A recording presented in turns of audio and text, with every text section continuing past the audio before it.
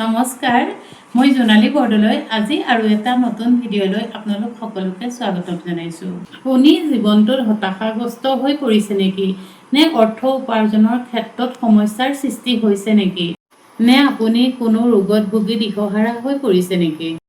আপোনাৰ জীৱনত উদ্ভৱ হোৱা বিভিন্ন সমস্যাৰ সমাধান দিব পাৰে এক্সেছ বাৰ্ছে। এক্সেছ বাৰ্ছৰ ক্লিয়াৰিং ষ্টেটমেণ্টখিনিৰ কথা ক'বলৈ গ'লে এটা শব্দত মেজিক বুলি ক'ব পাৰি।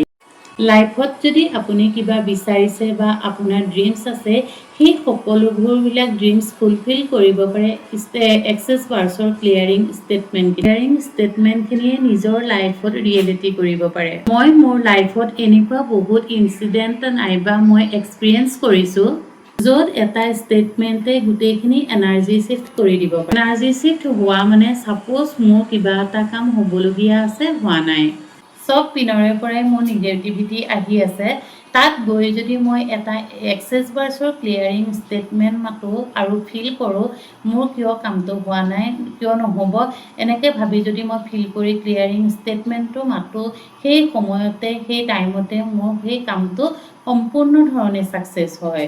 চ' এক্সেছ বাৰ্ছৰ ক্লিয়াৰিং ষ্টেটমেণ্টখিনি যদি আপুনি বিশ্বাসেৰে মাতে 100% কাম হ'ব।